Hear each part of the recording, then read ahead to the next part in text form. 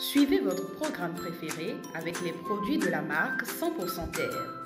100% Terre, le bonheur est dans la nature. La pollution des plastiques n'est pas seulement un problème d'océan, c'est aussi une question préoccupante pour le climat et la santé humaine. Aujourd'hui, il pleut sur la commune de Ouidah. C'est pourtant bien ici, à Kwaou, que je vais rencontrer Dr Victor Gbedo, qui est le directeur de Decam Bethesda, une association qui s'investit dans la gestion des plastiques.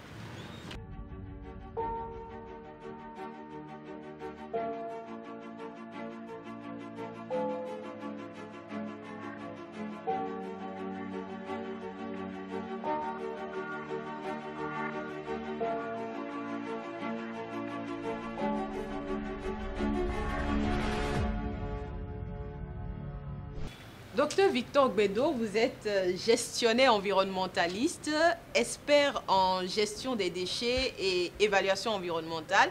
Au niveau de l'ONG Bethesda, vous êtes conseiller technique, précédemment directeur de Decam Bethesda. Votre association fait des merveilles dans le domaine du recyclage. Voici tous ces objets que je vous ai ramenés moi. Qu'est-ce que vous pourriez bien en faire? Lorsque les gens franchissent cette porte avec des plastiques, pour nous, c'est une joie parce que ici, c'est notre spécialité. Nous avons toujours dit, n'est-ce pas, que les ordures, c'est de l'ordure.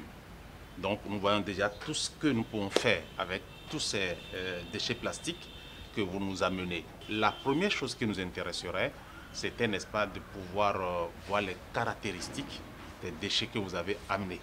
Parce que pour qu'un déchet soit valorisable, il faut, n'est-ce pas, qu'il puisse répondre à un certain nombre de prescriptions techniques. Et il y a les plastiques, c'est une grande famille.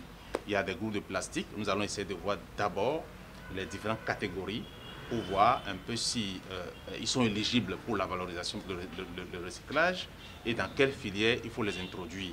Est-ce à dire qu'on doit d'abord faire un tri de tous ces déchets? Nous allons d'abord essayer d'identifier les types de déchets.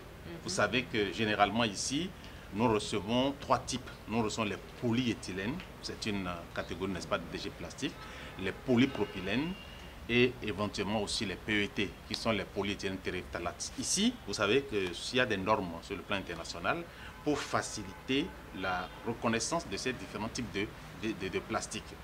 Et ces normes, d'abord, c'est des petits indicateurs que vous allez voir derrière chaque type de plastique.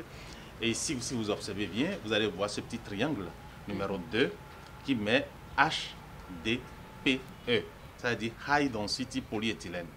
Donc ça, c'est vraiment un plastique très intéressant pour nous parce que nous avons tout un système de broyage de ces plastiques et de valorisation.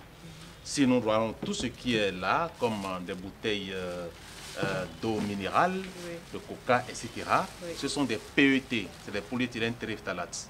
Donc, c'est des plastiques d'un autre type que nous pourrons toujours broyer, mais dont la variation est un peu limitée actuellement par rapport à notre technologie. Eh bien, lorsque je regarde aussi dans votre colis, soigneusement emballé, dans du plastique aussi, donc nous pouvons déjà avoir des boîtes, vous voyez tout ça là, donc chaque type des bidons aussi. Donc, nous avons ici déjà, pour être fait court, trois grandes catégories de plastique que vous nous amenez, à savoir un peu les polyéthylènes, high density, et nous avons les PET, tout ceci, et nous avons aussi les polypropylènes qui sont là. Il ne faut pas oublier, il y a ce sac aussi. Oui, il y a aussi ce sac aussi, qui est un peu composite, hein. Il y a des plastiques, mais encore d'autres matières.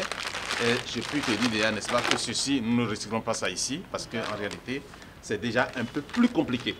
Et nous avons les sachets qui sont là, et bien, qui sont aussi des matières qui nous intéressent, parce que ça également, ça rentre aussi dans notre filière de valorisation des plastiques. Alors, vous montrez déjà la première étape. Oui. Quand vous commencez la transformation, qu'est-ce qu'on peut espérer en bout de chaîne? La caractéristique principale des plastiques, c'est qu'ils peuvent être recyclés presque à l'infini, tant que les polymères, en fait, les liens qui lient, n'est-ce pas, les macromolécules qui composent ne sont pas vraiment complètement altérés, on peut toujours les récupérer à l'infini. Mettre, n'est-ce pas, les fondre, les remettre dans un système de moulage pour encore obtenir des objets, des seaux, tout ce qu'on veut.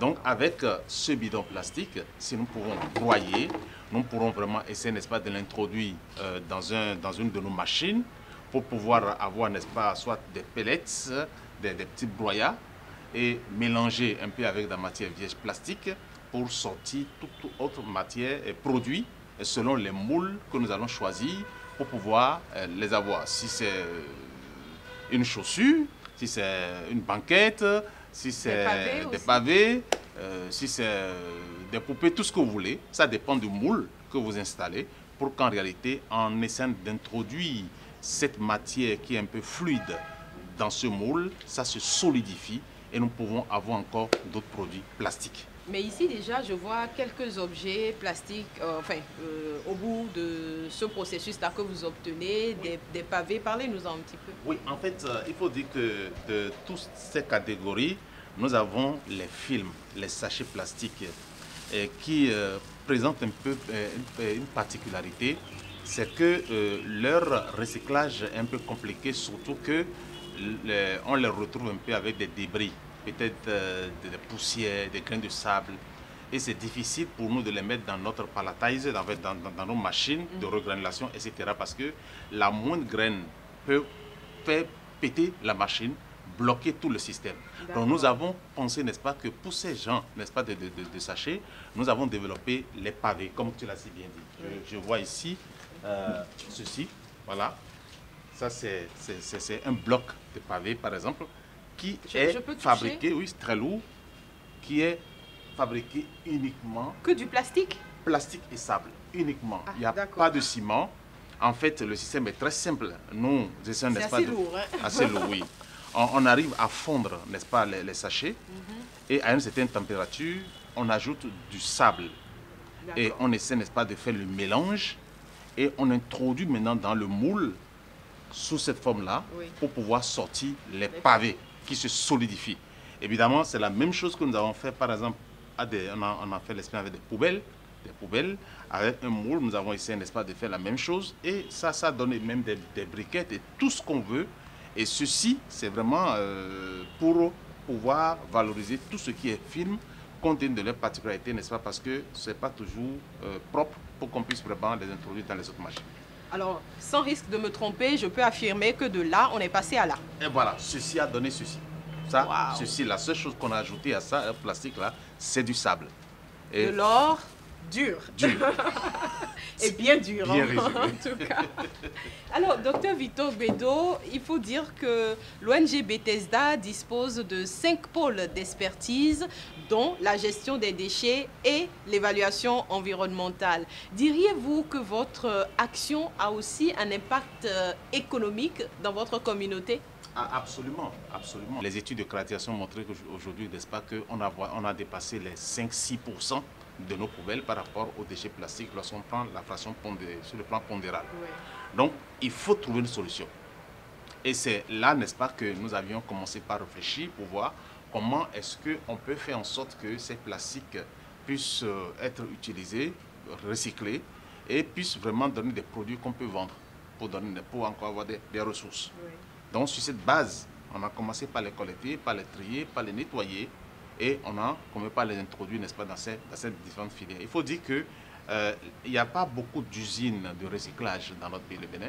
Donc, les premières usines identifiées ont été des usines au Nigeria, au Ghana et en Côte d'Ivoire, qui voulaient vraiment des quantités très importantes parce que ces déchets étaient vraiment bien nettoyés et on a des broyats de bonne qualité, des pellets de bonne qualité. On les mettait en sac et c'est comme ça qu'on a commencé, n'est-ce pas, par les exporter.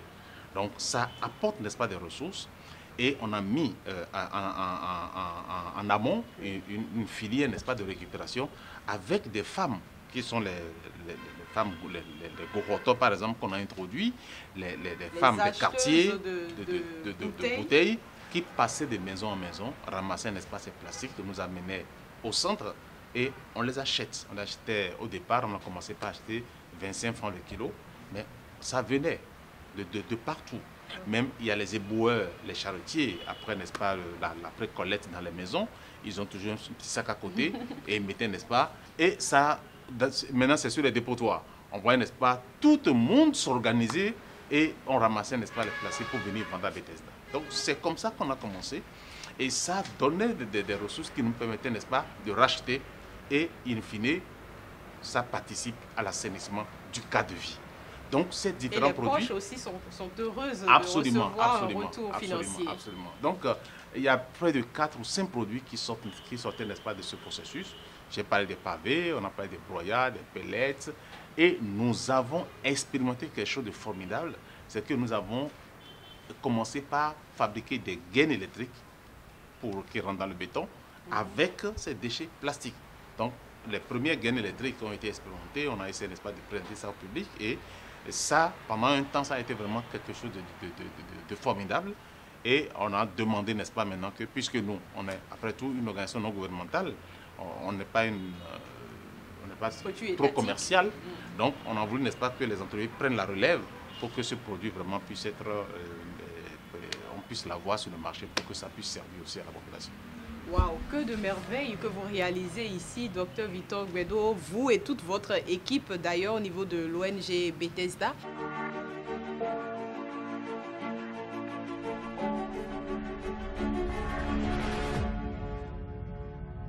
Sous la pluie ou sous le soleil, il est bon, chers terriens, de vous engager à la protection de notre planète. Voici quelques bonnes raisons parlant de plastique. Les plastiques, peu ou mal traités, encombrent nos rues, bouchent les égouts et les caniveaux, font remonter les eaux usées en surface et contribuent à la propagation de bactéries et de maladies.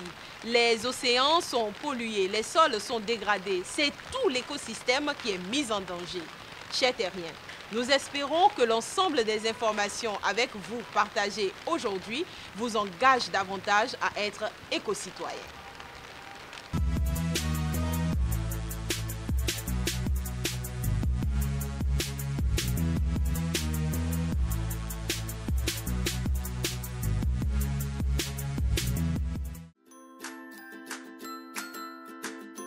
Ce programme vous a été offert par les produits de la marque 100% Terre. 100% Terre, le bonheur est dans la nature.